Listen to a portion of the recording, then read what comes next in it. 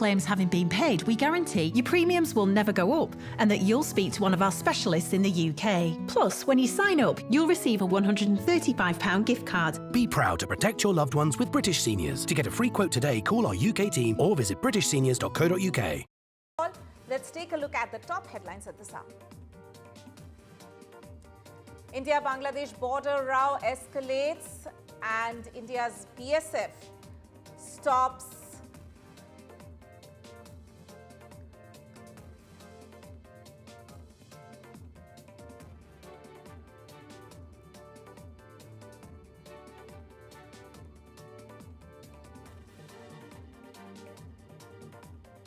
right. India-Bangladesh border row escalates. India's BSF stops illegal bunker building at the Bangladesh border.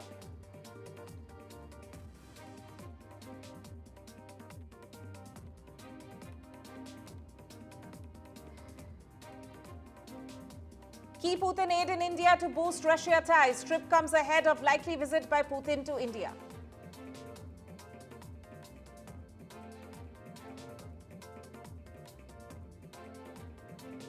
OpenAI unveils new AI tool, Deep Research. New tool to facilitate research, make concise reports.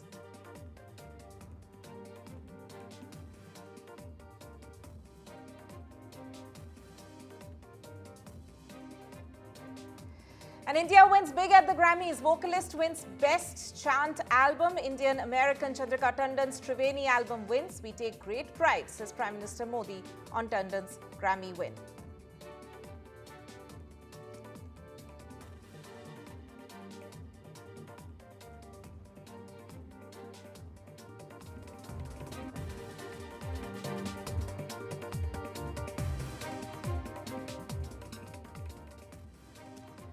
Right, our top story is, of course, from the US, where Donald Trump has, in fact, in a way, gone ahead with one of his big campaign promises. In less than a month of returning to the White House, US President Trump has delivered exactly what he promised in his campaign, launching a trade war. Trump has announced sweeping new tariffs on imports from Mexico, Canada, and China that has triggered sharp reactions from global leaders and financial markets. The tariffs, which Trump says are aimed at protecting American workers and industries, have sparked fear of economic retaliation from affected countries. A day after imposing these tariffs, the US president has in fact said that he would also be implementing tariffs on goods from the European Union pretty soon. While Trump excluded India from this round of tariffs, India still felt a blow. Days after a boost from the union budget, the rupee depreciated 67 paise to hit a record low of 87.29 against the US dollar. BSE, Sensex and Nifty 50, the Indian equity benchmark indices, also tanked. For more on this, let me go across to my colleague Rishabh Bhatnagar. Rishabh, so what has been the impact on the Indian markets as far as these big announcements by Donald Trump, US president, is concerned in terms of imposing tariffs on several countries? Right, Tanima, you said it's been a month. It's been less than a month since Donald Trump took over. In fact, it's his 13th day, and it's on his 13th day that he has gone ahead and sort of launched a worldwide sell-off that we're seeing across markets. Nobody left untouched by this. We're seeing, as I speak currently, the European markets are falling. We've seen Bitcoin fall by about 6%. US crude oil has risen to over $74 a barrel. Indian markets, like you mentioned, also fell as low as 1% now. By the end of the day, they did recover to about 0.4 to 0.5% in the red. That is the Indian impact as well. But what we're currently seeing is how the European markets are faring, given the fact that he has gone ahead and said that Europe and the European Union will also be impacted by these tariffs. This has caused all sorts of investors to sort of wait on the sidelines now to see how Trump takes shape going ahead in the next couple of weeks. He has mentioned that India is a tremendous tariff maker.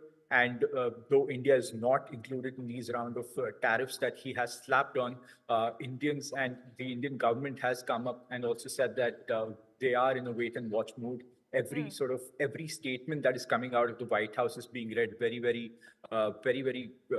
very, very passionately. They're looking into everything very, very deeply, intricately. And now it will be upon the Indian investors to see whether or not Trump sort of steadies the ship and how the global markets fare going ahead. Right, Rishabh, very interestingly, as you mentioned, that the Indian government, of course, will be on a wait and watch mode. But what are you picking up in terms of what could be the next few steps as well? We've already heard that the Indian government is mulling on cutting import tariff on certain US goods. So is that something, is that one of the strategies diplomatically and, of course, in terms of the trade ties between US and India, that is something that the government is considering? Right. US has been, and it is the largest bilateral trading partner India has. In fact, it is one of the very few countries that India is in trade surplus with. We are about $35 billion in positive trade with the United States. That makes us, and that makes the US an extremely, extremely important trading partner. We have in this budget also gone ahead and cut tariffs on a lot of US export products, something that is looked at as a friendly move towards the US. It is sort of a positive sort of a handshake that India has given to the US, saying that, okay, we are willing to cooperate with you. We are willing to wait. Don't treat us like your other trading partners. We are different. We have been a trusted country to you. And hopefully that is what the US also takes from this. Mm-hmm. Right, Rishabh Bhatnagar there, thank you so much for joining us, giving our viewers a comprehensive understanding of what the impact has been on the markets and also some of the next moves that the Indian government is mulling.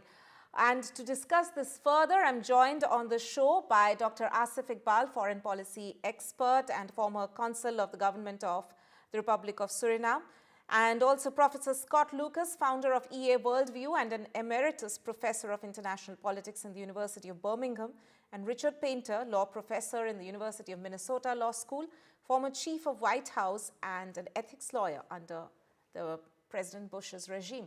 Thank you to all of you for joining me on the show. I just want to begin by taking first comments from all of you in terms of how this has, of course, been something which has been talked about even when Donald Trump was elected as the second president, even around the time of the oath-taking ceremony, how this is going to, in a way, trigger global uncertainties even further if there is a tariff war that Trump finally goes through. And it's already begun now. So your initial thoughts, starting with Dr. Asif Iqbal, on whether there's going to be now a certain period of uncertainty, global uncertainty, if we look at the world economy. Yes, I believe there is going to be quite a bit of uncertainty. We have already seen in the stock markets today. The Canadian currency has fallen for the last 20 years. This is the first time we have seen such a big fall from 2003, and this is really a big missile drop by Donald Trump on the global, business, markets. And this seemed to be a very commercial and an economic crisis, which has become very political now.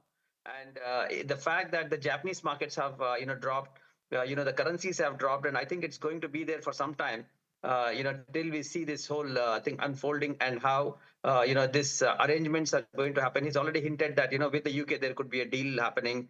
And now the stock markets today in Asia, all the markets, they have fell very badly. And the European markets have also dropped sharply. And especially the car makers, they have also quietly suffered today. So it has been quite a big, fall today. Right. Professor Scott Lucas, your thoughts? This is not just uncertainty. This is chaos, and this is destruction. And the tariff should be linked. It should be seen as part of something that's happening broader. First of all, as you noted, the immediate effects on China, Mexico, and Canada won't be isolated, that you're going to have markets and supply chains affected around the world, and they will affect India. But secondly, as I speak, the U.S. presence overseas is going to be shocked. The Trump administration is on the verge of closing the U.S. Agency for International Development, one of the most important organizations in terms of providing health security, in terms of providing economic security abroad. And then thirdly, and Richard Painter will know more about this because he'll be the legal expert in here, the Trump administration is carrying out an administrative coup, a coup right now. It has effectively suspended the rule of law in the United States so that it can carry out raids to scoop up the personal and sensitive records of all Americans. It has locked employees out of their offices. It has purged thousands of staff, including senior staff, and it is effectively telling staff they will not be allowed to work unless they pledge loyalty to Donald Trump, not to the Constitution, not to the US system, but to Trump himself. All right, and Mr. Richard Painter there, your initial reaction to the move made by President Donald Trump? Well, first of all, under the United States Constitution, it's very clear that Congress sets tariffs and taxes, not the president unilaterally. The president has very limited authority to simply declare a tariff without having a bill passed through Congress. And Donald Trump needs to work with Congress to set tariffs. There's likely to be court challenges to some of these tariffs. Second, the tariffs could precipitate an economic crisis around the world. The last time the Republican Party embraced broad tariffs was 1930, and legislation passed by Congress and signed by President Herbert Hoover in response to the stock market crash, and all that did was create the Great Depression.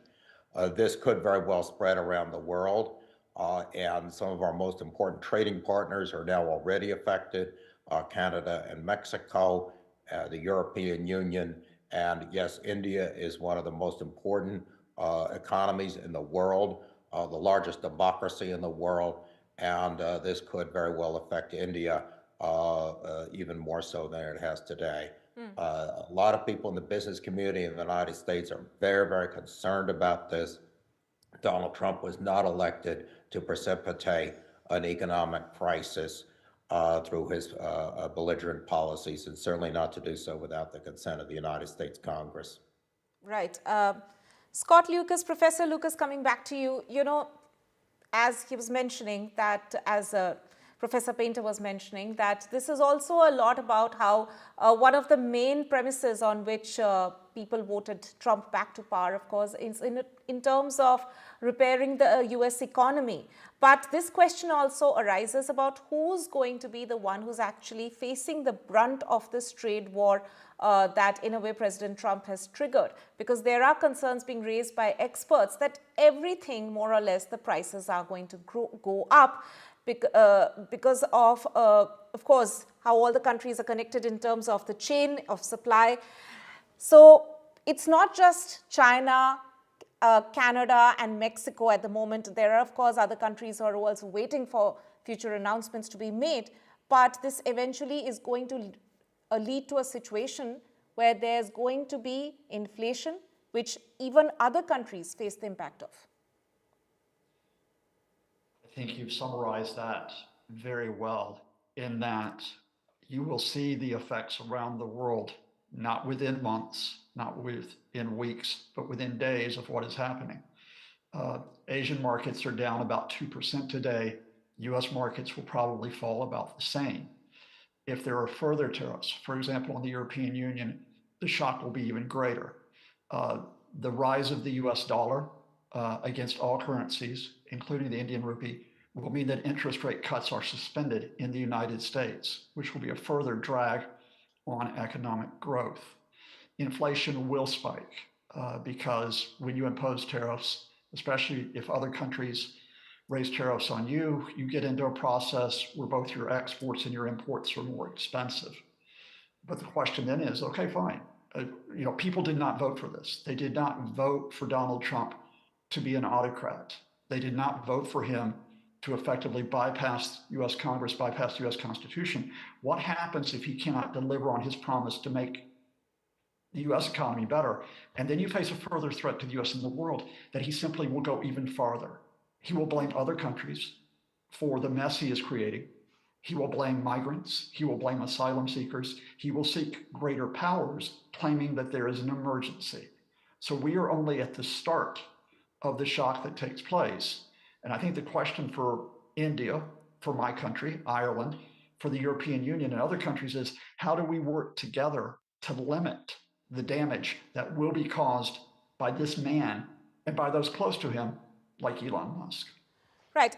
Mr. Richard Painter, what can be done by other countries now who are watching this, Trump's next move for that matter? What can be done by the global economy in a way to protect themselves if they can? Economy that is interdependent, where business leaders are dependent on each other. And the business leaders around the world need to talk with each other, talk with their American counterparts who have connections in the White House.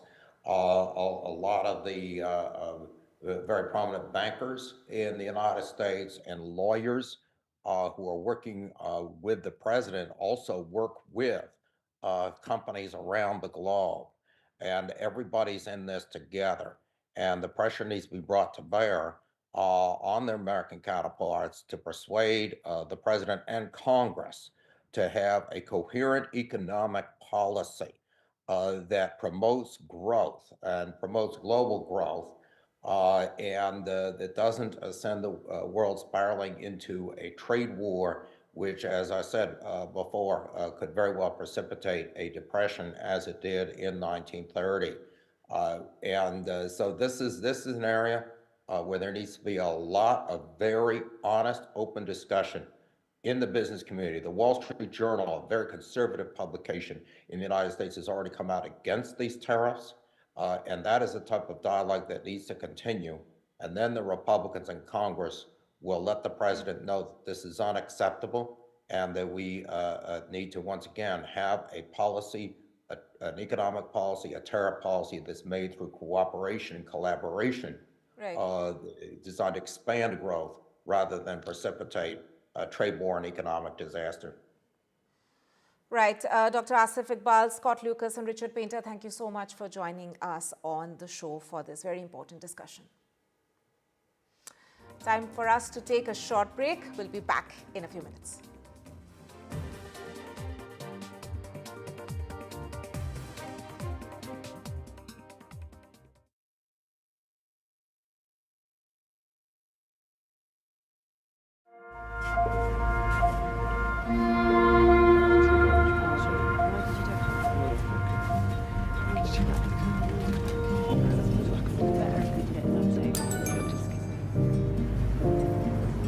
Is that my ticket? Protect what matters to you with Simply Safe Home Security. Get our Which Best Buy rated starter pack from under £200. There's no safe like Simply Safe. Sitting quietly while your car is made all shiny. Downtime can be just fine too. Ready meal is piping. Waterproof, on the loo. Just enjoy your back tattoo. Tea break, face break. Maybe even watch the ad break. Sometimes it's not time for some tombola, right? It's enjoying lasagna time, chilling with a book time, or time to visit your nan time. Put the phone down.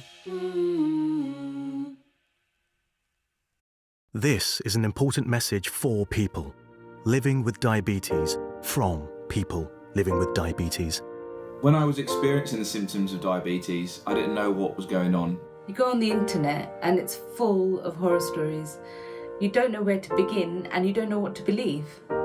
I didn't understand about carbs, I didn't understand about blood glucose levels. I was scared and I was worried. I didn't understand diabetes full stop. That's why the support I get as a Diabetes UK member is so important. You can become a Diabetes UK member too. To join us now, just call 0800 144 5406 and become a member today for just £3 a month. When you do, you'll receive a practical guide specific to your type of diabetes and a copy of Balance magazine 4 times a year. Balance is filled with news and inspiring real-life stories from members just like you. And you'll receive regular emails and vital updates that will help you feel informed and supported. Plus, you'll help support research that could lead to better treatments for all types of diabetes. Membership makes life better because you're not alone anymore. Call 0800 144 5406 or go online to become a Diabetes UK member for just £3 a month, because membership can help you learn to live better with diabetes. Family life. It's made of ups and downs, and those little moments. But should the unthinkable happen to you? Life insurance from Legal & General can help look after monthly bills, the roof over their heads, childcare costs, and most importantly, your family. Because no one protects more families in the UK than us. Premiums start from £5 a month and they never rise. Plus there's a £120 gift card after you apply. Legal & General. Ensure life goes on.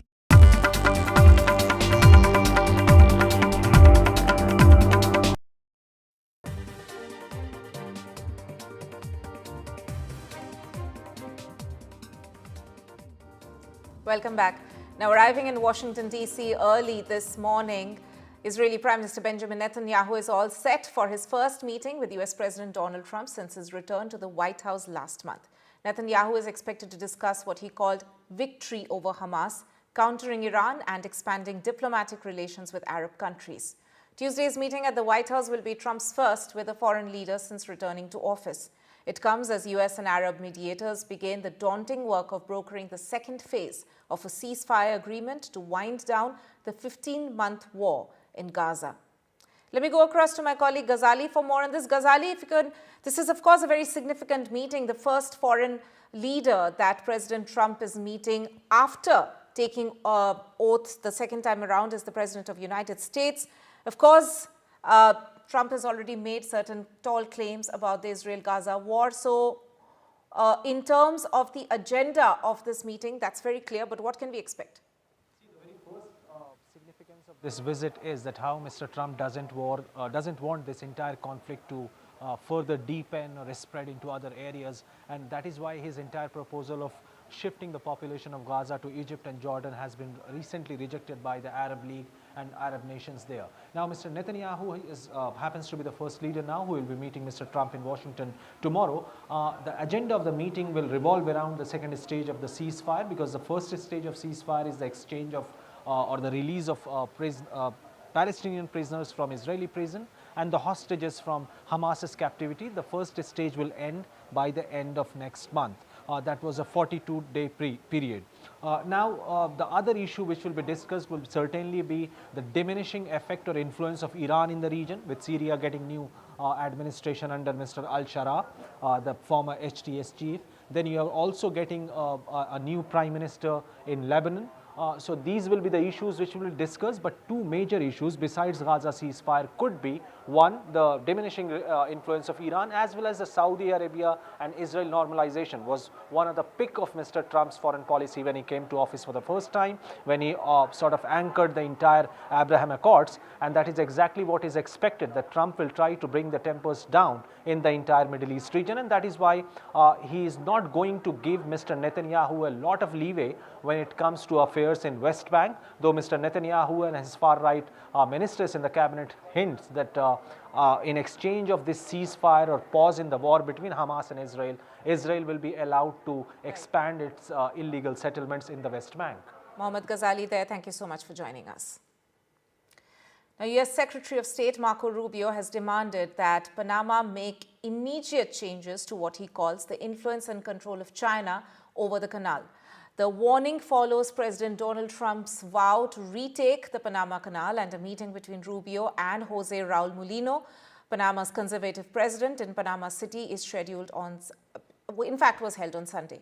On the other hand, Mulino told reporters that he did not see a serious threat of US military force to seize the canal, saying he had proposed technical level talks with the US to address Donald Trump's concerns about Chinese influence. The two men appeared to emerge from their 2-hour meeting with different interpretations. Now, after the US exited the World Health Organization last month, reports suggest that the UN Health Agency's chief has asked global leaders to lean on Washington to reverse President Donald Trump's decision, insisting that the US will miss out on critical information about global disease outbreaks. However, member countries are also pressing on the WHO to figure out how it might cope with the exit of its biggest donor. For 2024 to 25, the US is WHO's biggest donor by far, putting in an estimated $988 million, roughly 14% of WHO's $6.9 billion budget. Among other health crises, WHO is currently working to stop outbreak of Marburg virus in Tanzania, Ebola in Uganda, and Mpox in Congo. Now, artificial intelligence heavyweight OpenAI has launched a new AI tool called Deep Research, which it said conducts multi-step research on the internet for complex tasks. The tool is powered by a version of the upcoming OpenAI O3 model optimized for web browsing and data analysis. OpenAI said that users have to give a prompt and OpenAI's chatbot, ChatGPT, will find, analyze and synthesize several online sources such as text, images and PDFs to create a comprehensive report at the level of a research analyst. OpenAI CEO Sam Altman said that the tool is like a superpower and can do tasks that would take hours or days and cost hundreds of dollars. OpenAI has unveiled its new AI tool called Deep Search. The feature will allow ChatGPT to perform online searches and multi-step searches to make concise reports. It can be used to complete complex tasks. So why does Deep Search matter? Well, it matters because the tool is another step in fulfilling the AI industry's promise that AI will soon be able to perform human tasks reliably and independently. The company has said that the product is built for people who do intensive knowledge work and need thorough and reliable research, covering a wide spectrum of areas such as finance, science, policy, and engineering. OpenAI CEO Sam Altman has even dubbed the tool as a superpower that can do tasks that would normally take hours or days. The reports produced by Deep Search are expected to be on the lines of reports made by research analysts. The latest tool from OpenAI will initially be available for companies' $200 per month pro customers. But OpenAI is expected to expand the rollout soon. Despite its seemingly stupendous feature, there are some concerns as Deep Search has trouble separating rumors from facts and often fails to convey uncertainty accurately.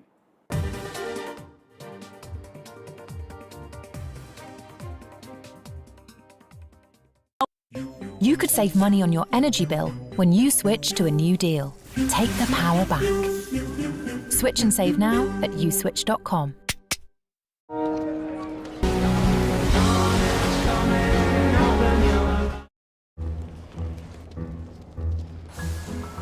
I have a Life 2 bill. Who had the calamari?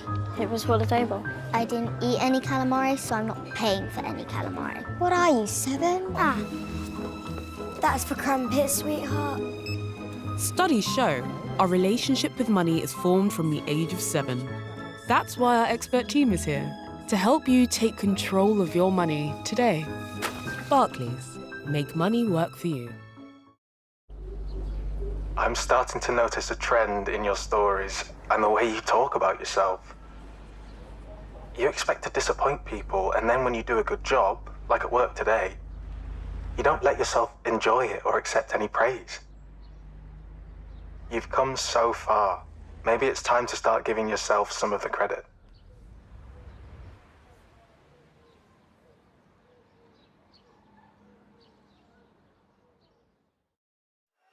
Switch to EE Full Fiber and pay nothing up front.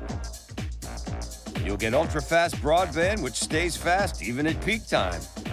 So you can keep working while the kids nail dance practice.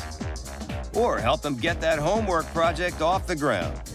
And we'll even give you up to £300 towards your leaving fee. No wonder broadband switchers choose EE. Search EE Broadband Deals. Hi, it's Phoebe from Auto Trader's monthly electric car giveaway, and we're pleased to say that you've won a brand new electric car. It's a dream, honestly, it really is a dream. Oh my god. Me and my boyfriend talk about the Auto Trader competition every single month. I was waiting for the know you ever won. From interesting tech startups to industry-leading companies, politics, sports, culture, curry, cricket. Oh, there's so much to talk about. Like me, if you too thrive on interesting conversations, this is a show you cannot miss. Watch this space to know more about all matters and all people that make Britain what it is today. Out of Britain, with me, Radhika Iyer.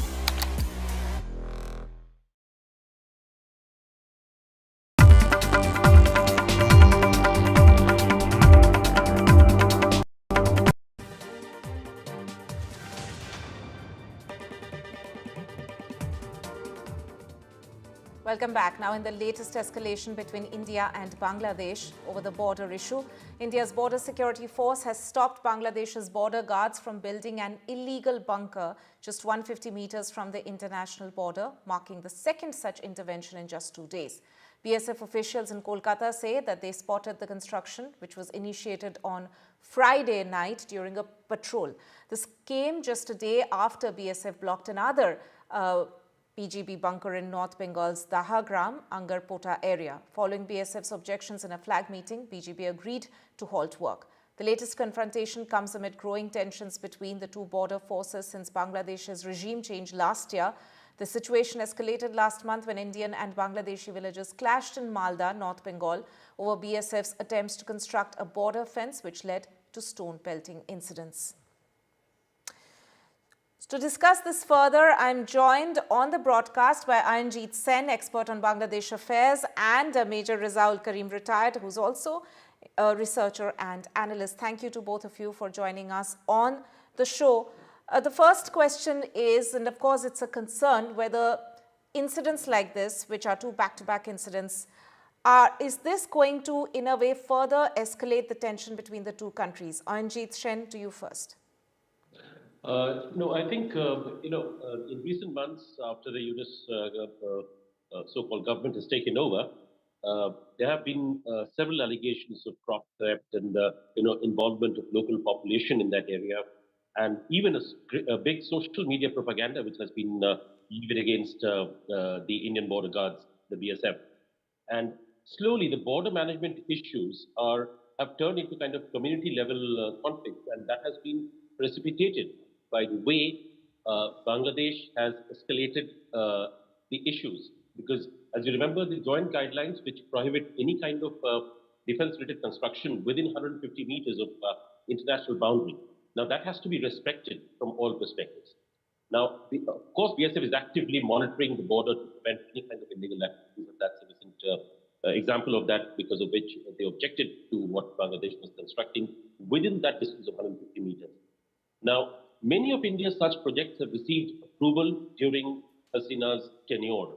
But at the moment Yunus took up the charge, it has changed more or less everything from there on. And except some flag meetings which have taken place between the BSF and the border guards of Bangladesh, I think it's just that this kind of escalation of tensions is precipitated primarily by the Bangladesh border guards themselves. And that's the reason why even individuals, citizens of Bangladesh who are staying across the border have also been, been pushed to construct stuff within that 150 meters boundary so that the BSF does not fire upon them because they are civilians. Right. Major Rizaul Karim, bringing you in on the discussion. There's been so much talk about this concern that Indian government has about illegal Bangladeshi immigrants, and then we have these incidents happening close to the border. What do you think from the Bangladesh government's perspective that they would like to see in terms of a diplomatic move that can be made in order to calm down the tension amid the fact that there are, of course, concerns that Indian agencies have when it comes to these illegal immigrants? Thank you. Good question. Actually, I'm very positive and I'm very sanguine that in upcoming days, India-Bangladesh relations.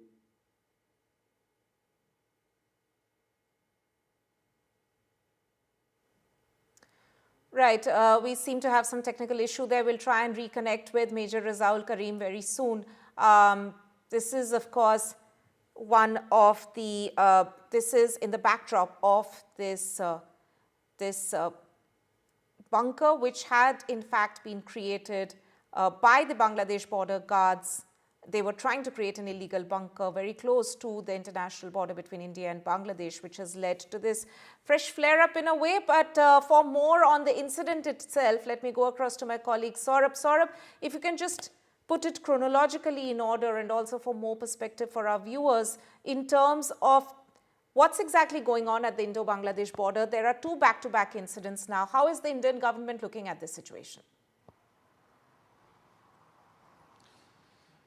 We I mean, there is, of course, a problem at the border, and no one is denying that. Now, the fact is that obviously there are certain areas where, in the last few days there have been, what has been termed as skirmishes between the BGB, the Border Guard Bangladesh, which is the agency responsible for guarding the borders from the Bangladesh side, and also, the BSF, which is the Border Security Force, which is, of course, the agency responsible for guarding the border from the Indian side. Now, the BSF, of course, has been patrolling.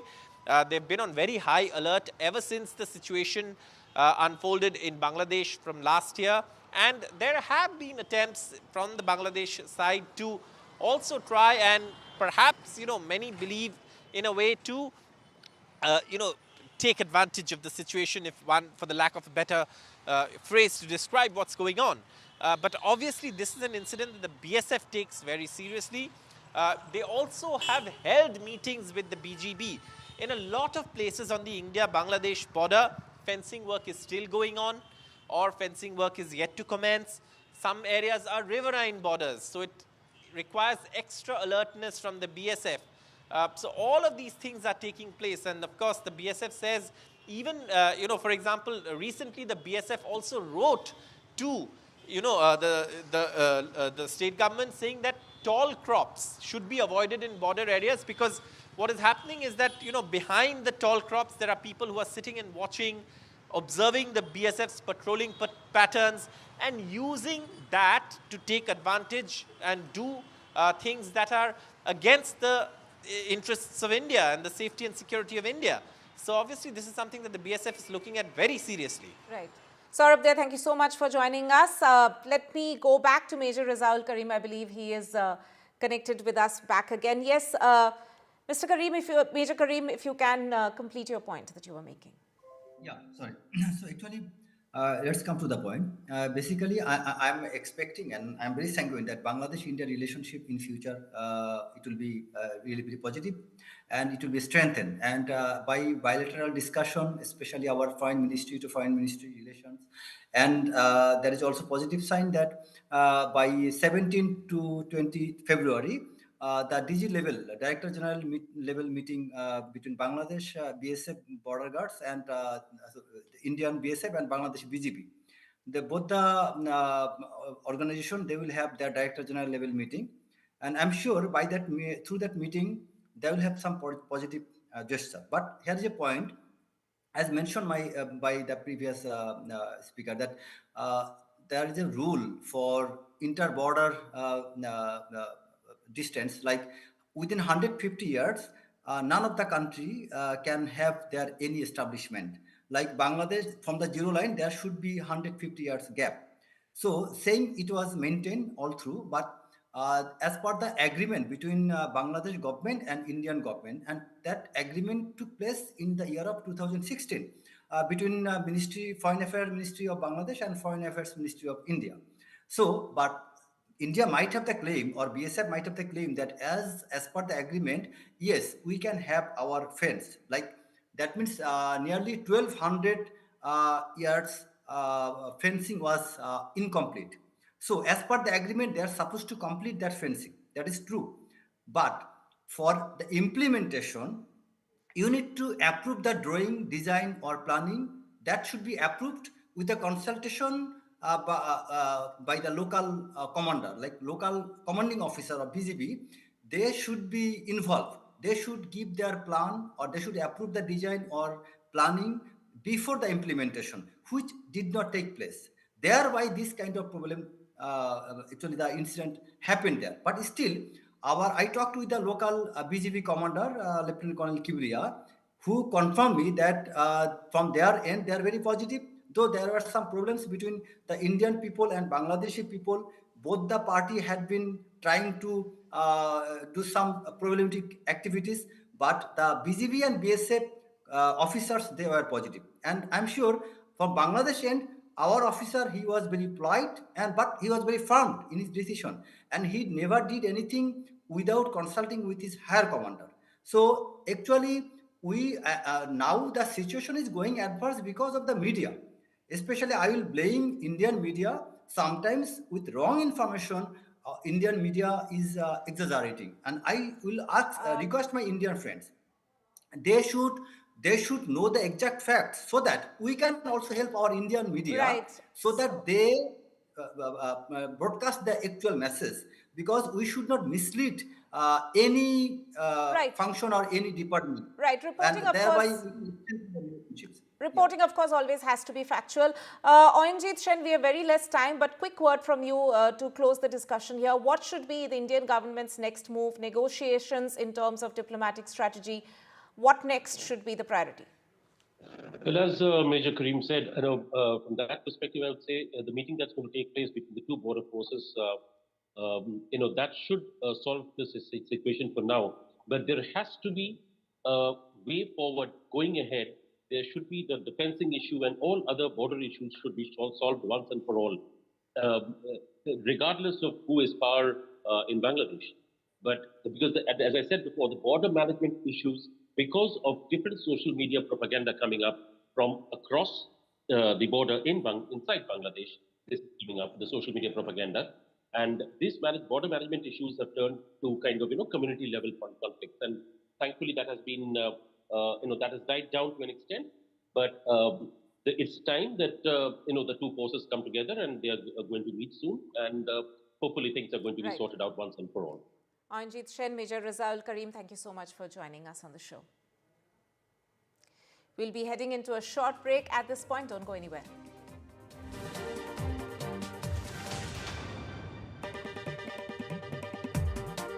This is an important message for people living with diabetes, from people living with diabetes.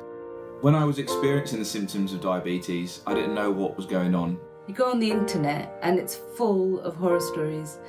You don't know where to begin and you don't know what to believe. I didn't understand about carbs, I didn't understand about blood glucose levels. I was scared and I was worried. I didn't understand diabetes full stop. That's why the support I get as a Diabetes UK member is so important. You can become a Diabetes UK member too. To join us now, just call 0800 144 5406 and become a member today for just £3 a month. When you do, you'll receive a practical guide specific to your type of diabetes and a copy of Balance magazine 4 times a year. Balance is filled with news and inspiring real-life stories from members just like you. And you'll receive regular emails and vital updates that will help you feel informed and supported. Plus, you'll help support research that could lead to better treatments for all types of diabetes. Membership makes life better because you're not alone anymore. Call 0800 144 5406 or go online to become a Diabetes UK member for just £3 a month, because membership can help you learn to live better with diabetes. When Tony passed, we wanted to celebrate him his way. All he ever spoke about was bite this, bite that. I'll never forget our first date. Huge grin on his face as he rode up on that big noisy thing. And that's exactly the way he'd want to be remembered. At Co-op Funeral Care, we know everyone is different. That's why we offer funeral plans to funeral services that are personal, every step of the way. I like making sure I've got all the right tools for the job. And now that I'm 50, that means looking after the life I've built, protecting my life if anything happened to me. That's why I decided to learn more about over 50s life insurance from Cover Today. They're the only over 50s life insurer with no waiting period, unlike other insurers who could make you wait up to 2 years for full cover. With Cover Today, you're fully covered from day one. And you're covered for the whole of your life. Plus, unlike other things in life, the price never goes up. Learning more couldn't be simpler. Go online or talk to their friendly UK team in just one phone call. Cover Today are the only over 50s life insurer with no waiting period and no annoying trips to the doctors either. Plus, you get your choice of a £125 gift card. Cover Today has given me genuine peace of mind. And now that's done, I can get on with something much more interesting. To find out more about Cover Today, call our friendly UK team on 0808 143 4733 or visit covertoday.co.uk.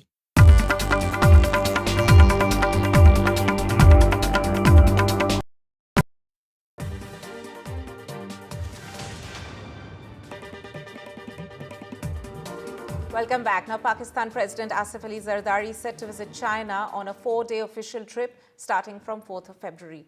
He'll meet with President Xi Jinping and top Chinese officials to strengthen economic and defense ties. High on the agenda is advancing the second phase of the $64 billion China-Pakistan Economic Corridor, a massive infrastructure project linking China's Xinjiang province to Pakistan's Gwadar port. The long-standing allies are also set to discuss trade, investment and regional cooperation. Now, Russian President Vladimir Putin's aide, Vyacheslav Volodin, is in India for crucial meetings to boost inter-parliamentary ties. His visit comes ahead of a possible Putin trip to the annual summit later this year. At last year's summit in Moscow, Prime Minister Modi and Vladimir Putin stressed the need for regular meetings between parliamentary groups to strengthen India-Russia relations. Volodin's talks are expected to lay the groundwork for deeper cooperation between the two nations. For more on this, let me go across to my colleague Mohammad Ghazali. Ghazali, what exactly will be some of the significant meetings that Russian president's aide will have? See, President's aide, Mr. Volodin, will have a meeting with the top officials of the Delhi administration in New Delhi.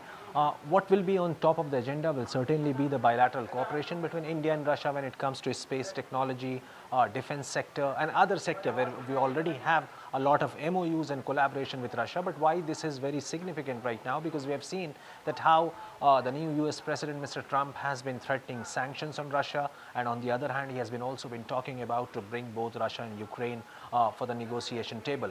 Now, Russia appears to be isolated when it comes to its allies in the West, and it is certainly banking on India because India has been trading with Russia despite the Ukraine-Russia war and sanctions by US. India has been purchasing oil from Russia, and India also had to face the heat of US sanctions when US sanctioned Russian companies which are selling oil to India, as well as it also sanctioned certain Indian companies which are dealing with Russia, not just in oil trade but with other trade and business.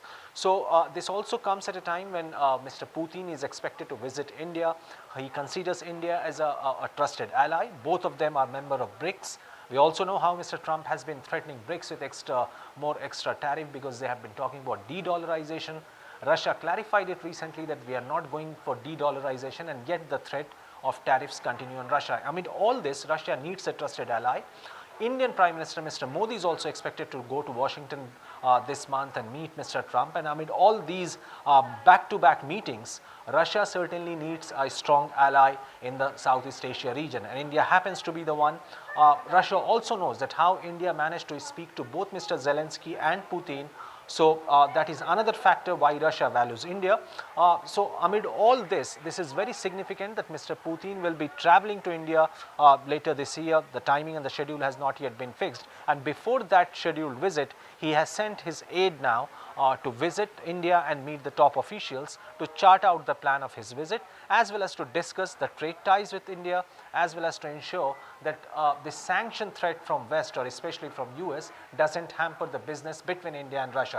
Now, why it is significant? The other factor is that India has been walking a very tightrope when it comes to dealing with the United States as well as dealing with Russia.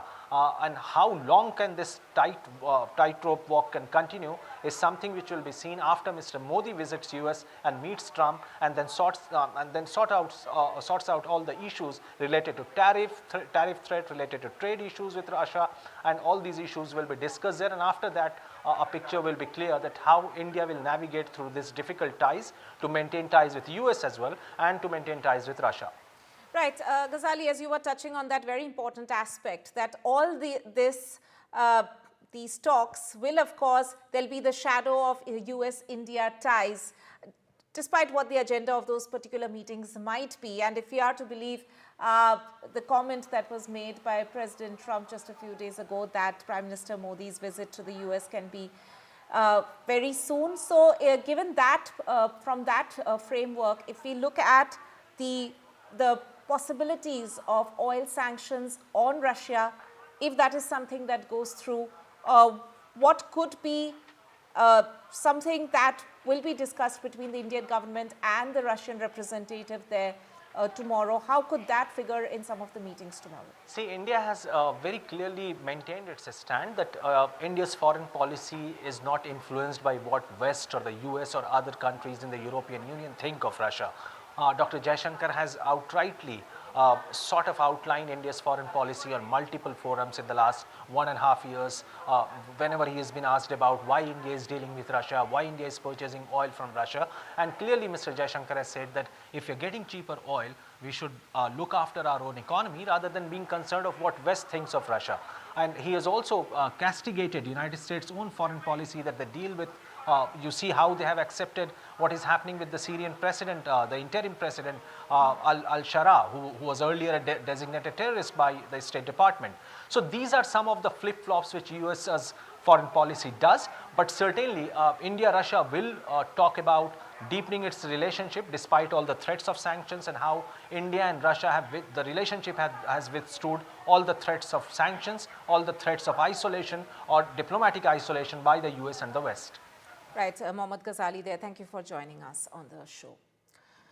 UK Prime Minister Keir Starmer is calling on European leaders to tighten economic pressure on Russia, saying Donald Trump's sanctions threat has left Vladimir Putin rattled. As he heads to Brussels for security talks, Starmer is expected to push European nations to boost defense spending and take a larger role in countering Russian aggression. He argued that stronger economic measures from Europe could help end the Ukraine war sooner. His call comes after US President Donald Trump warned last month of high tariffs and tougher sanctions if Putin doesn't end the Russia-Ukraine conflict. Samsung Electronics chairman J.Y. Lee has been found not guilty of accounting fraud and stock manipulation. The Seoul High Court upheld a lower court ruling dismissing all charges tied to a controversial 2015 merger between Samsung affiliates. Prosecutors had accused Lee, then vice chairman and the largest shareholder of Shale, of manipulating stock prices to secure favorable merger terms and tighten his grip on Samsung Group. However, the court ruled that prosecutors failed to prove the charges beyond a reasonable doubt. On to entertainment news now. An Indian-American global business leader and musician, Chandrika Tandon, has won a Grammy for Triveni, an album which blends ancient chants with world music, at the 67th Grammy Awards today. Tandon, who's 71, won the Haloed Gramophone for her recent collaborative album in the Best New Age Ambient or Chant Album category. The 7-track album aimed to be a meditative journey in what Tandon has called inner healing. For more on this, let me go across to my colleague Abira. Abira, a very significant achievement there by Chandrika Tandon. Absolutely, she has won the Grammy, and with her team also won the Grammy. Their name is Walter Kurman and Ira Matsumoto. They have won a Grammy, and this is, like you said, it's for Triveni. It was a collaboration, and of course we can say a collaborative masterpiece. There was also people like Ricky Cage and Anushka Shankar who were nominated in the same category, but it was Chandrika who won it, and it's a very proud moment. But other than that, the Grammys focused completely on Los Angeles wildfires, and there were a lot of tribute and love pouring out for Los Angeles. We saw Billie Eilish coming out and performing, and you know, behind her there were pictures of her and her brother who lived in Los Angeles throughout their childhood, pictures of them while she sang. We saw Lady Gaga and Bruno Mars coming out and paying a tribute to Los Angeles. So yeah, it was a very wholesome experience to watch Grammy this time. And of course, how can we forget Beyonce? She was the queen bee of Grammys even this year. Right, Abira, thank you so much for encapsulating the highlights from Grammy for our viewers. And finally, my colleague Mayank also decodes some of the fashion looks from the 67th Grammys. Take a look.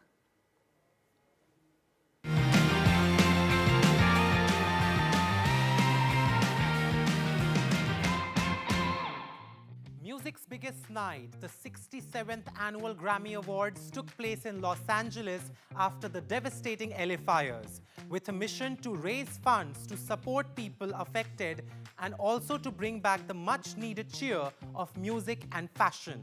Best Newcomer Artist Chappell Roan splashed the red carpet in a colorful archival look by designer Jean-Paul Gaultier, whereas the espresso star Sabrina Carpenter donned a baby blue backless Jonathan Anderson feathered gown.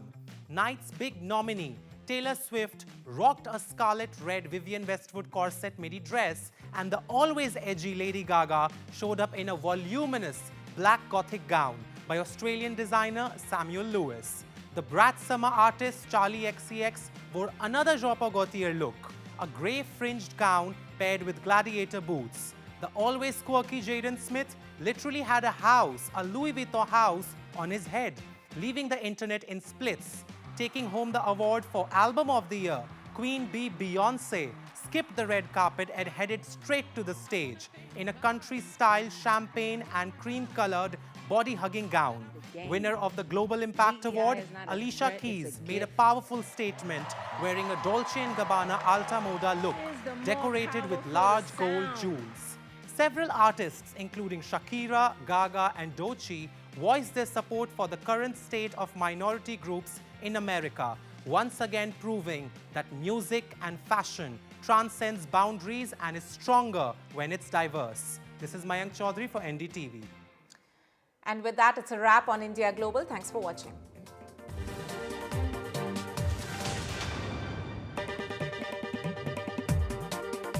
With retirement round the corner, I want to spend more time with my family and less time worrying about the numbers. Which reminds me. Welcome to British Seniors, the UK's #1 rated provider of over 50s life insurance. Hi, I'd like a quick quote. No problem. We're proud to offer our seniors lifetime guarantee. With 100% of claims having been paid, we guarantee your premiums will never go up and that you'll speak to one of our specialists in the UK. UK residents aged 50 to 80 are guaranteed to be accepted.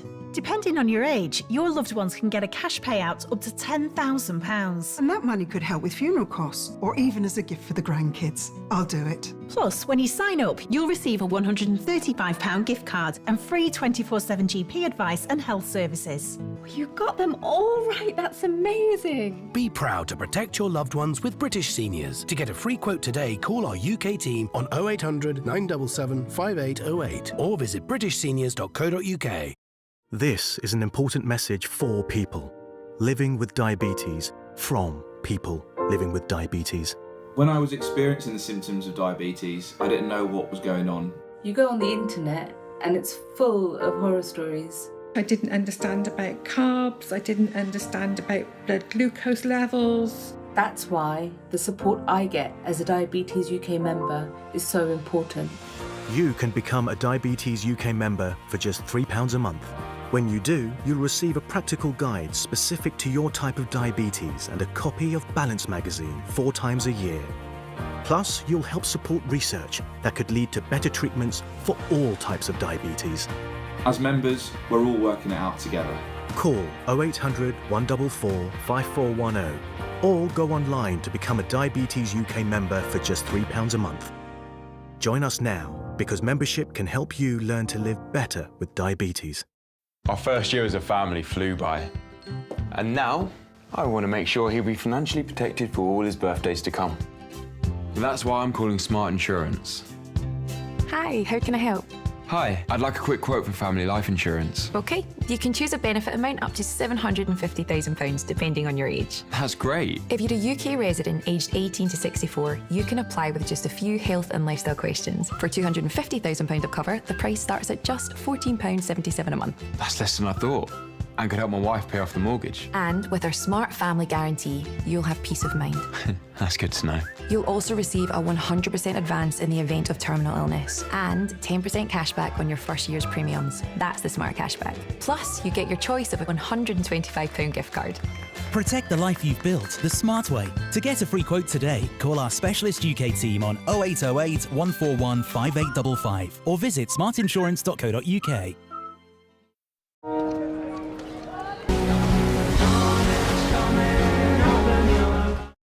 Have you ever considered what might happen if you didn't feel that way about yourself?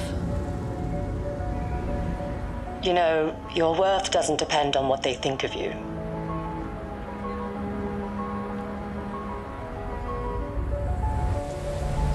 You've come so far, maybe it's time to start giving yourself some of the credit.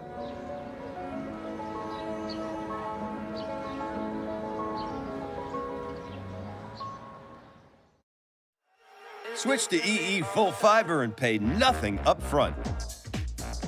You'll get ultra-fast broadband, which stays fast even at peak time. So you can keep working while the kids nail dance practice. Or help them get that homework project off the ground. And we'll even give you up to £300 towards your leaving fee. No wonder broadband switchers choose EE. Search EE Broadband Deals. Quidco gives you cashback every time you shop on over 5,000 brands. It always pays to Quidco. Sign up and start saving today. Visit quidco.com. I'm a simple man, but now I'm in my 50s, things are getting a little more complicated. Retirement's peeking around the corner, and I wanted to make sure my family would be really looked after if anything happened to me. That's why I decided to learn more about over 50s life insurance from Cover Today. They're the only over 50s life insurer with no waiting period. Unlike other insurers who could make you wait up to 2 years, with Cover Today, you're fully covered from day one. And you're covered for the whole of your life. Plus, unlike other things in life, the price never goes up. Learning more couldn't be simpler. Go online or talk to their friendly UK team in just one phone call. Cover Today are the only over 50s life insurer with no waiting period and no annoying trips to the doctors either. Now I'm with Cover Today, I can get on with something much more interesting. Plus, you get your choice of a £125 gift card. To find out more about Cover Today, call our friendly UK team on 0808 143 4774 or visit covertoday.co.uk. Who doesn't love a good deal? Meal deals. Be rude not to deals. Seal deals? Or a bit of deal or no deal? We've got free-to-play deals with no deposit required. And up to £1,000 to be won every day. Get that good deal feeling only at Tombola. At Tesco Mobile, unlock even better phone deals with your club card. Get our 30 gig SIM for just £12.50 a month with club card prices, saving you £30. Better yet, your club card lets you unlock more than just great deals, like frozen prices and no EU roaming fees until the end of your contract. It pays to be connected. Search Tesco Mobile. Every little helps. Health isn't someday in the future. It's now. It's same-day GP appointments. Physio without GP referrals. Cancer testing, scans, and diagnosis fast. Questions for an expert at any hour about anything. Routine dental checkups every year for brighter smiles. Support that lasts for as long as it takes. Feeling your best every day starts today. Call or go online now for your quote.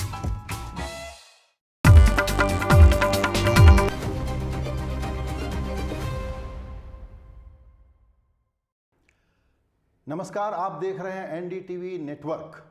Modi सरकार के तीसरे कार्यकाल का पहला budget, और वो भी ऐसा बजट जिससे अगर उम्मीद करते हैं कि वो बड़े सपनों को साकार करे और प्रामाणिक हो और ट्रांसपेरेंट हो, तो आप कह सकते हैं कि वित्त मंत्री निर्मला सीतारामन ने जितने बजट अभी तक पेश किए हैं उसमें ये सबसे शानदार, सबसे बड़े सपने वाला और सबसे ट्रांसपेरेंट बजट है। इसके डिटेल समझते हैं क्योंकि इसमें सबके लिए कुछ है या कुछ मिसिंग भी है, ये पता करने की कोशिश करते हैं। वित्त मंत्री जी, आपने हमारे लिए वक्त निकाला। किसी भी टेलीविज़न नेटवर्क पे आपका ये पहला इंटरव्यू है जो हमारे 6 चैनल के सारे दर्शक देख रहे हैं। कल जब बजट भाषण सुना उसके बाद मेरा पहला एक्रोनिम निकाला मैंने, वो था RRR, रिस्पॉन्सिव, रिस्पॉन्सिबल, रिफॉर्मिस्ट, और मैंने कहा रिवॉल्यूशनरी। अब इसमें एक R और हम अगर जोड़ना चाहें, रोरिंग इकोनॉमी कैसे बनेगी? विकसित भारत के लिए ये जो ग्रोथ रेट देगा वो 8% से प्लस देगा क्या? 8% देगा ये तो ज़रूर हम सब एक्सपेक्टेशन रख सकते हैं। मैं देख रही हूँ कि अगले 20 साल 25 साल के लिए भारत का फंडामेंटल्स आज ठीक है, मैक्रो इकोनॉमिक फंडामेंटल्स। इसको और मजबूत करने के लिए हम कदम उठाना चाहिए। इसमें प्रधानमंत्री जी पहले से ही हमें गाइडेंस देते रहे कि इस साल के बजट के लिए आप पूरे अच्छा सा तैयारी करो कि फंडामेंटल स्ट्रॉन्ग करने के लिए। और उसमें एक और पहलू ऐड भी किए माननीय प्रधानमंत्री जी ने कि मध्यम वर्ग जो हमें ऑनेस्ट टैक्स पेयर के नाते टैक्स भरते रह रहे, उनके लिए हम कुछ करना है। तो क्या करना है, आप कुछ वर्कआउट करके आओ। ये था उनकी गाइडेंस शुरुआत से ही। जी, तो क्या मैं ये इंटरप्रेट कर सकता हूँ कि चूंकि सरकार का फोकस बिल्कुल सबसे ज़्यादा गरीब, पिछड़े, दलित लोगों पर ज़्यादा रहा, गरीबों पर ज़्यादा रहा, रूरल एरिया पे ज़्यादा रहा, मिडिल क्लास कहीं ना कहीं नेग्लेक्ट हो गया, जो कि बिल्कुल आपका एक कोर है भारत के लिए, आबादी भले ही छोटी हो, तो उस नेग्लेक्ट को एड्रेस करने का कोशिश किया गया है। इसमें एक मैं स्पष्ट करना चाहती हूँ, पहले से ही प्रधानमंत्री मोदी जी 2021, 2020 उस समय से ही ऑनेस्ट टैक्स पेयर का रिकग्निशन के नाते फेसलेस ले आए, income tax charter, tax payers charter हमने घोषित करवाए और टैक्स पेयर्स को सर्टिफिकेट भी भेज देते कि समय पर टैक्स भरने वाले टैक्स पेयर हो या रेगुलरली टैक्स पेयर, उनका रिकग्निशन हो, ये सब करते आ रहे। टैक्स पेयर का रिकग्निशन और सम्मान कभी भी माननीय प्रधानमंत्री जी के मन में है। और इस समय जब दुनिया के तुलना में हम फास्टेस्ट ग्रोइंग इकोनॉमी रह रहे हैं, पिछली बार भी रहे, पिछले 2-3 साल में रह रहे, और IMF और वर्ल्ड बैंक के नज़रिया में हम अगले साल भी फास्टेस्ट ग्रोइंग रहेंगे। और इस संदर्भ में क्या हम टैक्स पेयर्स को सम्मान करने जैसे ये काम कर सकते हैं, इस गाइडेंस के नाते हम काम किए, इसीलिए इस बार इनकम टैक्स का ये प्रपोजल हम ले आए। एक और क्यूरियोसिटी है लोगों में, that is how did you arrive at this number of 12 lakh rupees? Middle class के चर्चा बहुत होता है और आज रियलिटी हम देखें तो कम से कम 1 लाख तक पर मंथ सैलरी कमाने वाले के लाइफस्टाइल कैसे हैं, और अगर वो शहर मेट्रोपॉलिटन शहर में रहते हैं उनका एक्सपेंसेस क्या है, और उनके लाइफ में स्टार्टिंग स्टेज में रहने वाले का खर्च क्या क्या हो सकता है, ये सब असेस करने के बाद